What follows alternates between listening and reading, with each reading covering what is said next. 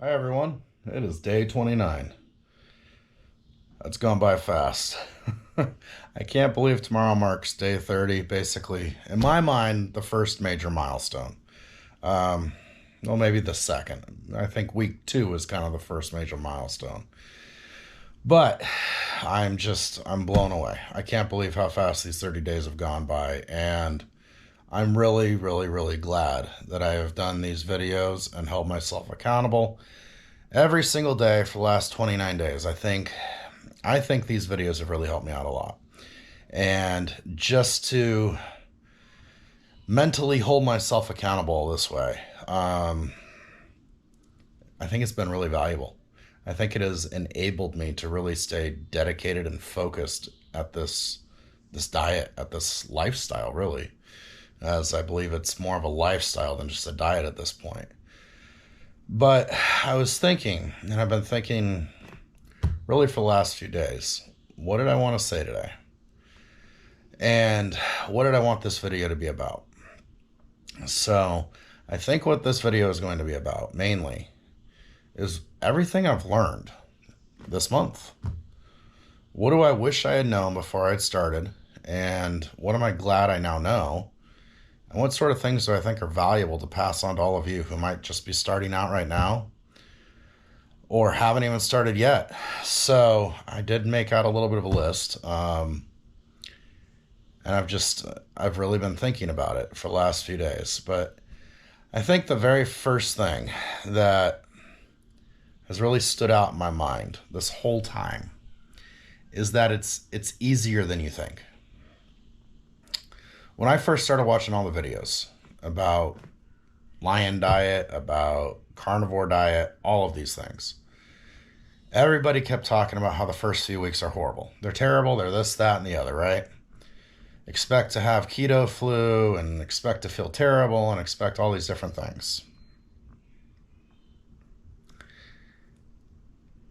It's easier than you think it is. Your mind is going to play all these games on you. Your mind is going to think, oh, it's terrible, it's horrible, it's this, that, and the other. It's not. It is easier than you think it is. There's a few days in the beginning, they're going to suck.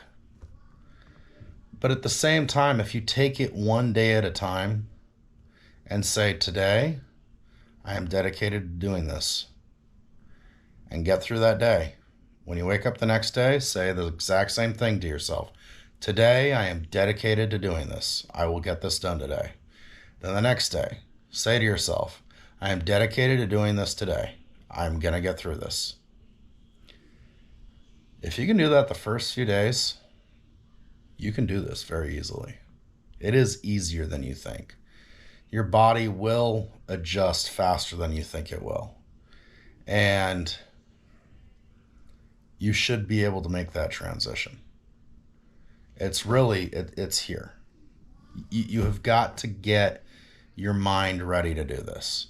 But if you can get your mind ready and you make that decision, you make that internal decision in your heart and in your mind, I know each and every one of you can get this done. You can get through those first few hard days and you get to the other side of that rather easily. I think the next thing I think that is critically important is in the beginning, the first couple weeks, make sure before you start this diet that you are prepared to give yourself electrolytes. That's important. It's actually very important. Once you get onto this diet and you're transitioning from carbohydrates over to protein and fats, you are going to need to make sure that you are getting the electrolytes that you need, especially as you start entering different stages of keto flu. You can really minimize the effects of keto flu through electrolytes. It takes roughly 15 to 20 minutes, at least it did for me. It takes 15 to 20 minutes for them to activate in your body, to get into your bloodstream and start helping you feel better. That was my experience. I don't know if it's going to be the same for every single person out there. We all have different bodies. But for me, what wish I had known ahead of time was to stock up and really get prepared with electrolytes. We had a handful of them at the beginning, and then we ran out. And it was a couple days before I got another supply delivered. And I didn't want to just go do Gatorade because Gatorade, again, is loaded up with sugar. So I waited. That's important, especially at the beginning. I would say once you're into this diet, you should probably always have some on hand, if I'm just being honest. You should always have some sort of an electrolyte drink being capable of being made, prepared, whatever, at any given time while you're on this diet, because you don't know when you might need it. You might not ever need it. You might get everything through your diet that you need. And then there might be a day where you're having a hard day and you need one. So I would say get them in your cupboard. Get ready to have them if you need them. This next one, my wife and I agree on this one pretty hardcore. Liver's disgusting. I don't like liver at all. And I do think it's a necessity. I think, organ meat is important. Get liver pills. We bought some liver pills. If you don't want to do liver, try liver pills. We're going to go that route. We're going that route. I'm not making liver again. I can't stand it. And my wife can't stand it. And we're not going to try and force ourselves to fall in love with something that it makes us want to puke. So we're going to go that route. We're going to do the liver pills.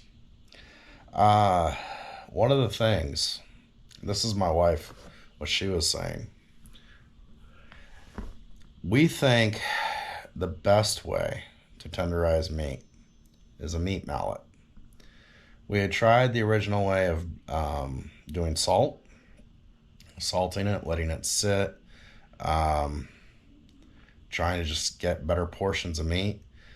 I would love to get the highest quality ribeyes every day of the week. It's not in my budget right now. Maybe eventually someday. But right now, that's just not in our budget as a family. So, learning how to tenderize meat. Since we are doing predominantly beef, that was important for us. I can only eat so much ground beef every day. We like having our steaks. And a meat mallet, we have discovered, is the best way to get the meat tenderized. For us, it works better than salts. And just salting it to the point where, it seeps in and it tenderizes it that way. There might be other ways out there. I'm not going to knock anyone else. If you have another way of tenderizing meat, leave it down in the comments. I'd love to find out what all of you guys are doing to tenderize your meat. But for us, we found the meat mallet, we used the meat mallet, and that has become one of our go-tos in the kitchen. Coming off of that, though, I think one of the other things that's really important before you start this diet, especially at the beginning, make sure whatever meats you're doing at the very, very, very beginning are meats, one, that you like, that you can handle eating on a daily basis. Those first few days, first 3, 4, 5 days, you might be disgusted with things that you normally love. I love ribeye steak. I love steak. I wanted to puke those first few days I saw steak. Or I could eat eggs and cheese. And so you be okay with eating things that might not necessarily seem like the carnivore diet to you the first few days.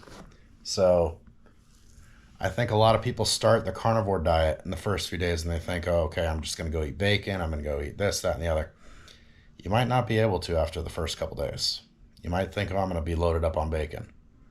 Well, a couple days in, that might not be so pleasant on your stomach. Where cheese and eggs might sound great to you. Go load up on cheese and eggs for those first few days. Get through that hump. After those few days are over, then start transitioning back to pork or beef or chicken or turkey or fish or whatever you want to do. I think where we made a mistake in the very beginning was we bought some chuck roast. And we thought, okay, chuck roast sounds great, blah, blah, blah. We're going to cook it up. It's got good marbling. Should be good to go. Day 3, we made a chuck roast steak. And it was a good sized chuck roast. And I don't know that my wife and I ate more than maybe a couple ounces of it. Most of it ended up going to our dogs later that week. And it was mainly because we just couldn't stomach it, 1. 2, it wasn't as tender as we'd wanted. So just those first few days, chewing and chewing and chewing and having tough meat, it was something about that as well that just, it made it unpleasant for us. So I strongly recommend those first few days getting some really high quality food. Day 4, I went and I bought some ribeye prime, some prime ribeyes from our butcher. And God, it was like $25 a steak. So, I mean, it was a $50 dinner, and that's eating at home, which is a splurge for one day and one meal. But it helped us. It really helped us. And I think that meal, that specific day 4 steak, I believe, I want to say it was day 4.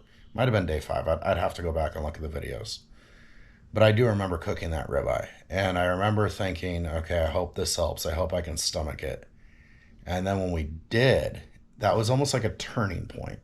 It was, okay, I'm sick of eating all this garbage. Well, I'm sick of eating all this average meat, ground beef, chuck steak.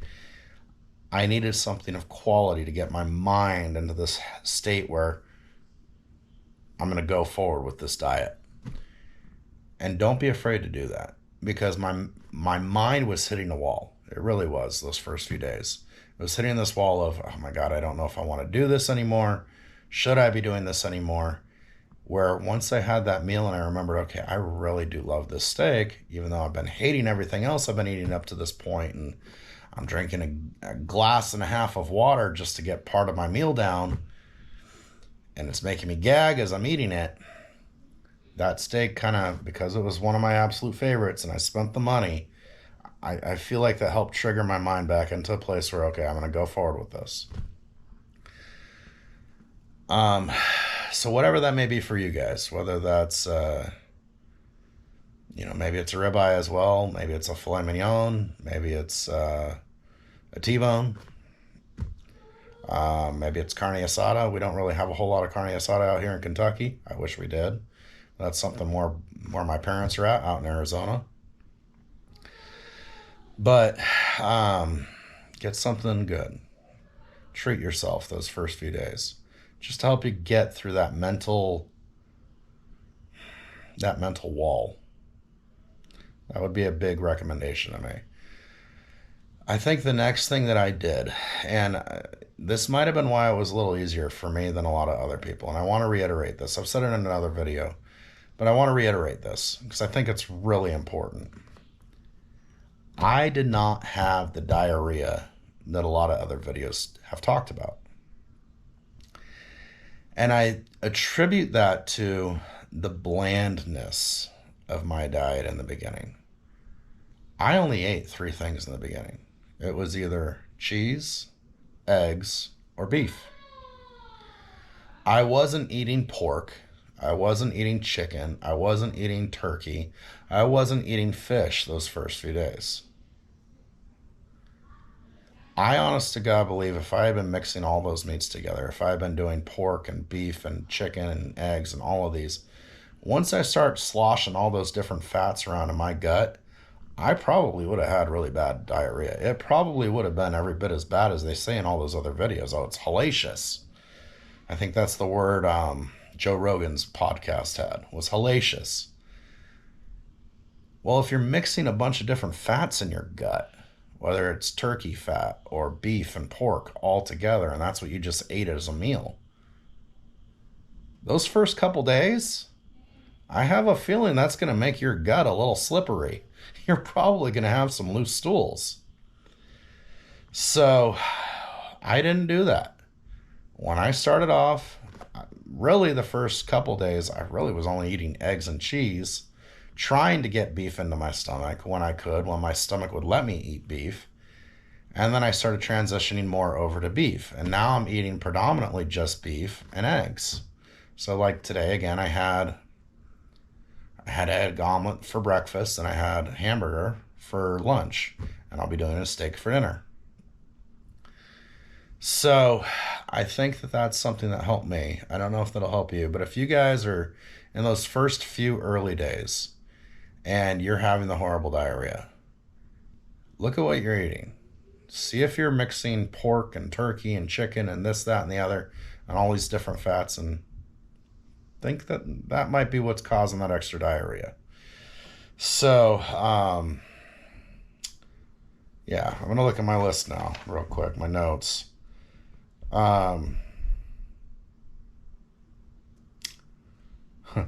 This is something else my wife was talking to me about because we were brainstorming a little bit together. You know, growing up, we were always told best foods to eat to lose weight, you know, oatmeal, rice, chicken, asparagus, and then go exercise and exercise and exercise and exercise. My wife has not worked out yet. She has not started the exercise portion yet. She had made the decision when we were starting this, she was going to do just the diet initially because she really wants to know how much the diet is affecting her body personally. So for her, she has lost weight. She's seen some great results. And I think in her mind, where she's just blown away and where I'm even blown away is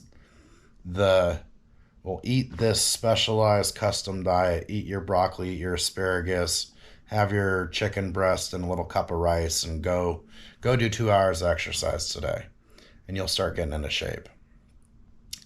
She didn't have to do that. She didn't have to do any of that. You know, while I don't want to say that fruits and vegetables are not healthy, I have given a heck of a lot of thought to this lately. And the things that I've been thinking about, if we trace our ancestry back, 100, 150, 200 years ago, 200 years ago, you didn't have model railroad or modern railroad. You didn't have modern aviation. You didn't have the modern sea vessels that we have today. You didn't have refrigeration. You didn't have a lot of these things. So when fruit came into season, that's when you ate fruit.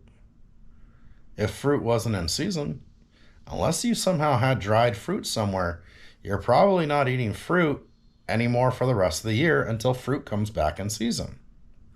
Same with vegetables. Meats were probably heavily salted back then and dried or smoked or a combination of the two. And that's how they cured their meats back then, was salt and smoke. Or you're eating it the day that the animal is butchered. So it's fresh. It's not 2, 3, 4 days old, 5 days old. And back then as well, a lot of things are probably boiled. You're drinking the broths off. You're getting all the fats, all the oils. You're probably eating the bone marrow out of the bones. And, who knows how they were preparing everything, but I don't think it's looked a lot like today's food. One of the other things I was thinking is grains. Grains can be stored, right? And that's what a lot of people ate back then, rices and breads. You can store those. You can store those for long periods of time. And I know for a fact that it saved portions of humanity during Great Famine. The difference is I think today, modern farming, I don't want to knock it because I live in a farming community. And I love farming. I am a farmer. I don't know how manipulated all the grains and the plants that we are consuming today are versus 200 years ago. At some point in the recent history, farmers wanted to increase their yield. And so they started creating different strains and looking at what produces more and pursuing that and pursuing that and pursuing that. I don't know how original the grains are anymore. I don't know how healthy our soil is anymore. You know, they used to rotate crops back then and then leave the fields empty for a few years to replenish the soil. I don't know that a lot of farmers do that anymore. You know, we're using all different types of fertilizers. And I think that that has changed our food dramatically as well. When you're putting in the ground certain types of nitrates or, you know, it might be lime to change the pH of the soil. Whatever the modern farmer is doing these days, it wasn't being done more than likely 200 or 300 years ago.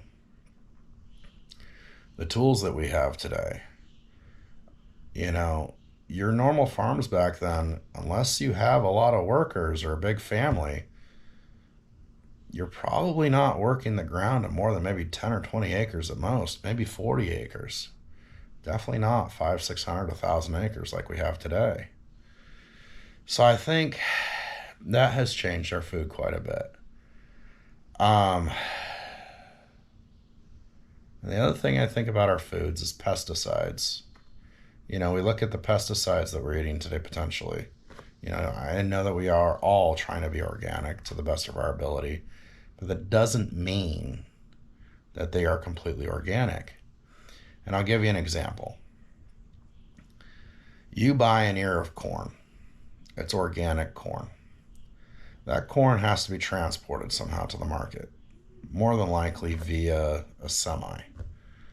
Well, once it gets into that semi, it is either just hovering around in the semi, potentially being exposed to all the atmospheric things, or it's potentially in some sort of a container or crate, and then it goes to a food processing plant, and it goes through all the rigors of that.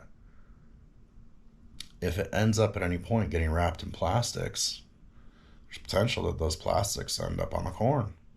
You might be consuming some plastics now. These are things that weren't around back then.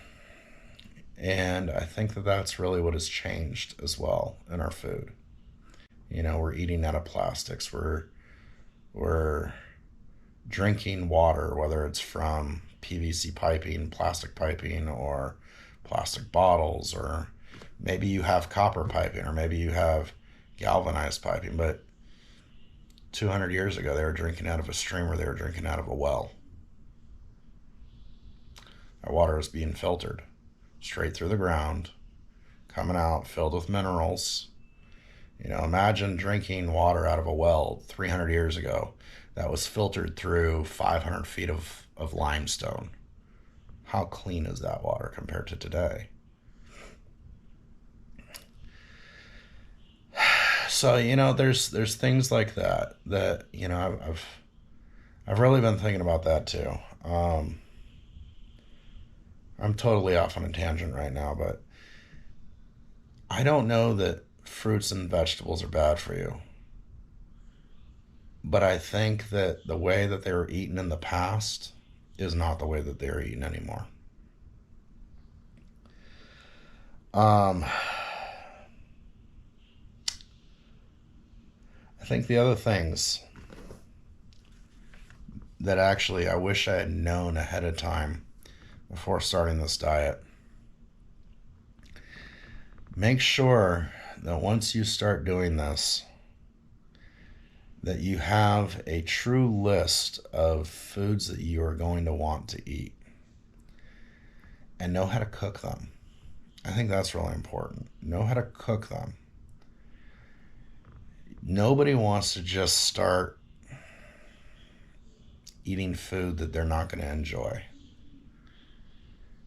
If you don't know how to cook a steak, learn how to do that before you start this diet. If you don't know how to cook chicken, learn how to do that before you start this diet. It'll be a lot easier on you. Figure out how you're going to want to eat it before you start this. That way, once you're on this diet, it's easier to continue doing this diet because you already know how to make it. And you know how to make it the way you enjoy it.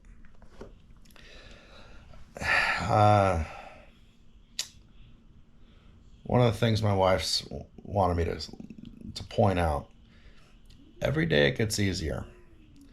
And what that means for her, and what I think she meant by that, she goes to the office every day, and her coworkers traditionally will bring in, if it's somebody's birthday or maybe it's just Friday, the girls at work will bring in some cupcakes, or maybe they'll bring in a cake, or maybe they'll bring in a 12 dozen donuts, or a dozen donuts and coffee for everybody on a Friday morning.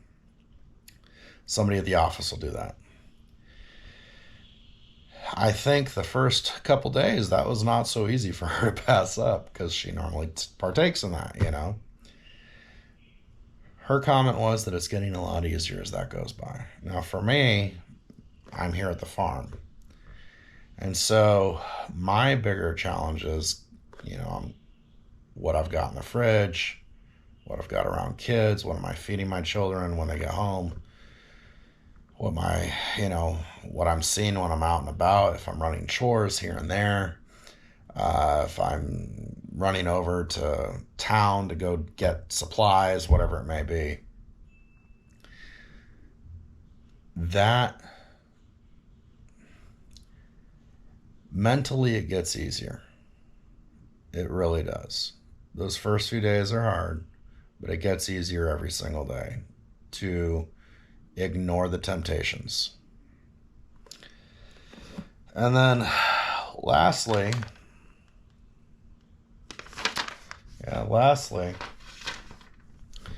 this is, again, a strong piece of advice. You don't necessarily have to do it, but I strongly recommend it. Really do take video of yourself at the beginning and as you go through this. Maybe not do an everyday video like I've been doing, and I'm actually going to cut these videos back quite a bit, I think. Maybe, once a week, take a video of yourself, or every other week. But take a video of yourself as you go through this process, because it will truly quantify your gains. You might have a week where you actually gain weight. That's possible. And yet your clothes are even looser that week than they were the week before. And I'll give you a perfect example. Your belt loop might go down a whole, one whole belt hole for the week in 1 week. So you've lost an inch on your belt, but you've gained 3 or 4 pounds. That's possible. And it might freak you out a little bit. But if you actually look at a video of yourself, you're going to see, oh my God, my body has really transformed this week a lot. So when you're going through this diet, especially in the beginning, you're correcting so many things, whether it's hormones. I think hormones are a big one. I think reducing inflammation. You're re-nourishing your body in a different way. And I really do think you're re-nourishing it. It's a different type of nourishment. And I think certain things are just sucking it up in the beginning. I think your brain is sucking up all the nutrients, your nervous system. You've got all different types of fats and lipids in your brain and in your nervous system. And so once you start doing some really high quality animal fats, I think your brain just sucks it right up. I really do. I think they're one of the largest consumers in the beginning. I'm not positive, but I would not doubt at all if your nervous system gains half a pound to a whole pound on this diet. And I bet you at least a half a pound of that goes to your brain. I really do. It's a hypothesis of mine. Your bones, your organs. Your bones are getting denser. Your organs are healing. They're getting healthier. So your muscles are changing and transforming. You're getting such a huge increase in protein on a daily basis from what a normal standardized diet probably is. I'm sure your muscles are just, they're probably exploding with happiness and joy and growth. So I would say take that video, take a video every week, every 2 weeks, to show your progress to yourself so you can mentally see what you have accomplished in those last few weeks. So that way, if you do hit a wall where, oh my God, this week I gained a couple pounds, you're not freaking out because you know, hey, look at this video compared to the last one and my body's looking pretty good still. So yeah, I maybe gained a couple pounds, but it's not that big of a deal because look at my body. It's smaller than it was in this last video. Therefore, I'm doing something to my body and it's healing something or it's getting stronger. The nutrients are going somewhere where my body needed it. And that's why I've gained a little bit of weight, even though I'm sure I've lost some fat. You know, if you gain 8 pounds of muscle and lose 4 pounds of fat, you still gained 4 pounds. But, you know, guys, there's a lot of other things I could probably talk about in these first 29 days. But I'm probably already talked way too long. Those are the things that have stuck out in my mind the most in the first 29 days, in the first month, really. And those are the things I wish I had known ahead of time before starting this diet. You know, I wish I had really been able to have a game plan before putting this all together. So I hope this video really helps you. Tomorrow's day 30. I can't wait. We're going to do all different types of measurements. We're going to actually do the actual true tape measurements. See how many inches I've lost besides the weight loss. And I think it's going to be pretty darn good. I know how my belt is fitting. I know how my clothes are fitting. And I know, God, my jeans don't fit me anymore. They're really, really loose and baggy. And I'm going to try and make them work for a little while longer because I really don't want to go buy more clothes before I get to where I want to get to. But I'm kind of looking rather stupid in them because they're so baggy already. So I might have to break down and maybe go get a pair of jeans from Goodwill or something like that. But I can't wait to see all you guys tomorrow and show you how I've done for the first month. I love each and every one of you. God bless all of you. I'll see you tomorrow. Bye-bye.